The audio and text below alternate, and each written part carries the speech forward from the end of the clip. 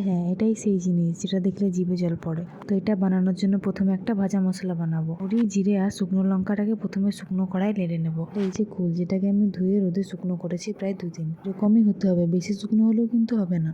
পর কড়াইতে পরিমাণ মতো তেল দিয়ে ফোড়নে দিয়ে দেবো শুকনো লঙ্কা আর সর্ষে।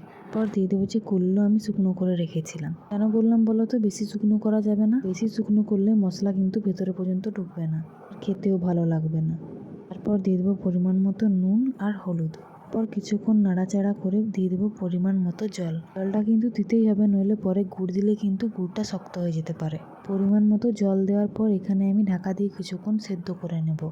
তারপর দিয়ে দেবো পরিমাণ মতো গুড়। তোমরা যতটা কোন নেবে ততটা পরিমাণ দেখেই কিন্তু তোমরা গুড়টা ব্যবহার করবে। গুড়টা ভালোভাবে মিশে যাওয়ার পর দিয়ে দেবো আমরা যে আগের থেকে ভাজা মশলাটা বানিয়ে রেখেছিলাম। ভাজা মশলা দিলে কিন্তু এর টেস্টটাই আলাদা হয়ে যায়। এটা কি বানালাম বলো তো? আর হ্যাঁ, এটা দেখে কি তোমাদেরও জিভে জল পড়লো? কমেন্টে জানাও কিন্তু।